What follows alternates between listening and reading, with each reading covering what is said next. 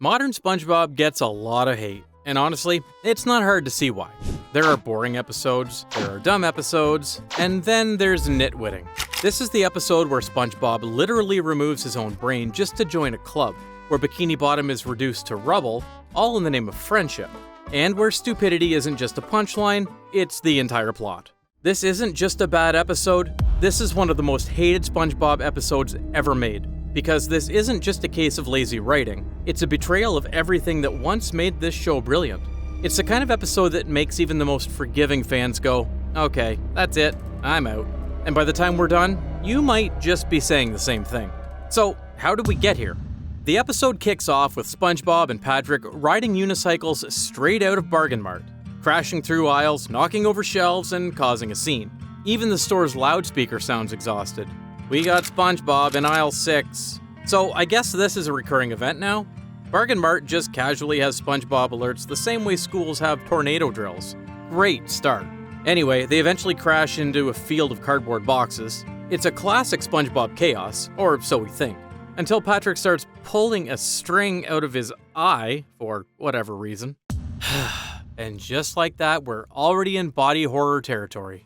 Patrick proudly announces he's heading to a club, the Empty Head Society, an actual organization in Bikini Bottom where being dumb is the mission, or as Patrick mentions it, resting their intelligence. SpongeBob is intrigued to join the society, which is a cute way of saying, sign me up for this lobotomy. From the get-go, this episode is throwing out lots of random jokes with zero context. This is how they join the club, by stepping on imaginary welcome mats and crawling into cardboard boxes. It's like Idiot Box, except this time the boxes are full of actual idiots. It's kinda smart, actually. I'll give that praise. Inside, full-grown adults are actively removing their brains to join. And yes, there's a literal brain check-in station. SpongeBob gives his square-shaped brain... Wait, since when did SpongeBob have a square-shaped brain? I swear, his brain is changing every other season. Patrick also gives his brains, which is only the size of a corn kernel. Honestly, that explains so much about modern Patrick. They start to blend in with the crowd, having meaningless small talk and oddly intimate handshakes. Look, I'm not here to kink shame anyone, because that is intimate indeed. But that's not really a hygienic handshake, if you could still call it a handshake. But if you thought that was gross, wait until their club leader waddles out, and the secretary literally comes out from his belly folds. This is a children's show, mind you. Somewhere, a storyboard artist got paid actual money to animate a guy birthing his coworker from his belly. Like, how did this society even start? Was there a town hall meeting where someone said, hey guys, what if we lobotomized ourselves for fun? And the city council just approved it? Then comes the initiation ceremony. The leader asks SpongeBob if he's brainless enough, so SpongeBob smacks himself in the face with a wooden plank. Approved! But then here comes the real test, the jar of spit. Everyone hawks into it, and Patrick passes it to SpongeBob. That jar is so chunky, it should have a warning label. Then the crowd starts chanting. Even though SpongeBob hesitates, he finally forces himself to drink a whole jar of communal spit. And the face he makes is just... ugh. That was far too disgusting. Even for modern episode standards. Everyone goes, ew, too, because apparently all you need to drink is lemonade, not the jar of spit. SpongeBob chugged community backwash by choice. The leader then assigns them a civic duty, the titular nitwitting, which is basically vandalism in the name of community service. They even have a dork anthem for the event. They ride into Bikini Bottom like a pack of anarchist toddlers in clown cars, and start to make chaos while wearing national dum-dum pride. They don't just vandalize, they start terrorizing random people. Smashing mailboxes, slamming bowling balls into people's faces, grinding Larry the Lobster under a boat. All of this is sanctioned, celebrated, framed as productive. Now comes the existential meltdown part. The Ice Cream King humiliates SpongeBob for showing 1 ounce of thought, and SpongeBob just realized that he's not empty enough. That's wild. How do you judge that someone is not stupid enough, anyway? That moment leads SpongeBob to frying his old brainstem so completely he becomes walking absurdity, channeling his inner Arnold Schwarzenegger. Yes, they dramatically depict him losing all sense. He can't walk straight, can't sit upright, he's literally become too stupid to function. Then Patrick, bless his tragic, loyal little heart, shows up with a jar of brains. I guess at the end of the day, Patrick could still tell what suited his best friend. And that's saying something, especially these days. SpongeBob picks his own back, screws it in, hits a big "I'm ready!" and charges into town to undo the chaos. Except, there's nothing left to fix. Bikini Bottom is already cleaned up. Turns out Sandy Cheeks has been doing God's work off-screen. Sandy, yes, Sandy, steps in with her FEMA-inspired crew and cleans up all their destruction. So SpongeBob missed the entire redemption arc. You know, I like to imagine Sandy watching all the chaos unfold on a surveillance monitor like Batman. She doesn't even say anything to these dimwits. She just power cleans an entire city block and dips. FEMA? More like fixing every mess alone. And what's the final note? The Empty Head Society returns for an encore, singing their anthem song once again, because that's the true moral here, kids. When the world crumbles, sing louder. So yeah, that's the plot. A circle of deliberate stupidity dressed as comedy. Now, let's break down why this is more than just a pointless face rubber, and why this episode deserves the hate it gets. By now you might be wondering, okay, sure, it's dumb, but isn't that the point? SpongeBob's always been silly, right? Yeah, but this is different. Because the nitwitting doesn't just use stupidity as a setup for comedy, it builds the entire plot around celebrating it. Not in a clever way, not in a satirical way, because it builds an entire narrative on the idea that being brainless isn't a side effect of chaos, it's the objective. There's no real story structure here, no contrast, no push and pull between characters like we had in the early seasons. It's just remove your brain, do something stupid, and repeat until the credits roll. It's not absurdist humor, it's defeat.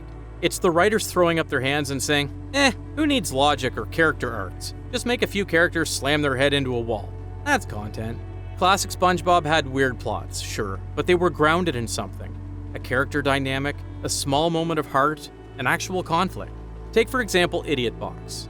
That episode also had ridiculous behavior. SpongeBob and Patrick literally sit in a box and make sound effects, doing whatever they want as long as they can imagine it. But there was structure to the plot. There was contrast. Squidward acted as the grounded one. The joke was on him for missing the magic. Or not normal. That one showed SpongeBob changing himself to fit in, becoming boring, robotic, until he finds his way back. We could see SpongeBob struggling and trying to find his old, weird self. There's a message. But in the nitwitting, there's none of that. It's just weird noises and facial expressions. And that's what really hits me. SpongeBob doesn't do anything here. He doesn't grow or help. He doesn't even understand what's happening. All he does is remove his brain, drink a jar of spit, and then stumble around like he's been lobotomized. And that's the core issue here. There's no pushback, no contrast, no anchor character that challenges the madness. In older episodes, you had Squidward rolling his eyes, or Sandy being the voice of reason, or anyone acting like a normal person reacting to insanity. Here, the only moment of sanity comes from off-screen Sandy fixing the plot behind the curtain, and even that's a throwaway joke. That moment could have saved the whole episode, if they do it right. Imagine a version of this episode where Sandy shows up halfway through, trying to fix the chaos in real time. Like the one sane adult dragging the town back from madness while everyone around her is cheering spit jars. And in the process, she tries to reassure SpongeBob and Patrick that whatever they are doing is wrong. It would have given the story contrast. Even if SpongeBob stays dumb, at least there's something to balance it. Instead, Sandy gets shoved in at the last minute, as if the writers realized, oh yeah, someone should fix all this. The spit jar scene is another perfect example. This could have been a moment of clever subversion. What if instead of SpongeBob drinking it, the cult stops him right before he chugs it and the society laughs at him for being too trusting? Lesson learned, don't blindly follow the crowd. But no, he drinks the spit. The joke ends with the crowd saying, lemonade? And then they move on, with no consequences. Just a gross-out gag that somehow manages to be too edgy and too lazy. And then there's the whole tone whiplash. Remember when SpongeBob loses his mind? The show suddenly pivots to full noir. There's a dark alley, he stumbles like a war vet in a fever dream. It's almost tragic. But the episode doesn't treat it like a breakdown, it treats it like a gag. Like, haha, look, he's mentally unraveling. Classic SpongeBob. Might as well throw in a fart sound at this point. It's just schizophrenic. And you know what's even worse? The episode actively rewards stupidity. SpongeBob tries to do the right thing, he screws his brain back in, goes to clean the town, ready for redemption, and he's too late. The show doesn't even let him fix anything, because Sandy, who never appears until the end, has already solved the problem, off-screen like a plot janitor. Her FEMA joke is the smartest line in the episode, and it lasts 5 seconds. Then boom, we're back to the idiot song. Stupidity never gets punished, just a reset to 0. And that's what hurts me the most. This episode has all the pieces to be a decent episode. The Empty Head Society could have been a sharp parody, mocking anti-intellectualism, maybe even a subtle jab at cults or bureaucracy. But instead of satirizing it, the episode joins in. They strip their characters of brains and parade it around like a badge of honor. And not once does the show step back and ask, wait, is this even funny or just kind of disturbing? The nitwitting doesn't just waste its own time, it wastes SpongeBob's legacy. So yeah, the nitwitting might just be the most hated modern SpongeBob episode ever made. It's the kind of episode where characters surgically remove their intelligence, and the writers do the same. It just screams in your face and throws spit jars at the screen, hoping you'll laugh before you puke yourself. And the worst part? This was deliberate. Someone pitched this, someone storyboarded this, someone animated SpongeBob chugging a mason jar of community backwash, and said, yeah, that's our guy. This episode isn't just annoying, it's exhausting. And if this sounds harsh, just look around. This episode is universally hated. You go on YouTube, Reddit, the SpongeBob wiki, it's not even a debate, the comments are brutal. The smoke is already everywhere, and honestly, they're right. We used to get stories with character conflict, emotional arcs, even clever world building. Now we just have this. A parade of nonsense in a world that's forgotten how to care. And for many fans, the nitwitting is the moment they finally said, okay, I'm done. But trust me, we're not done yet. Because if you think this episode was bad, we uncovered something even darker on our last video. An episode so weird, most people just laughed it off. But look closer, and what you'll find is a story about identity, isolation, and something the writers probably didn't mean to say. It's one of the trippiest stories the show ever told. See you there.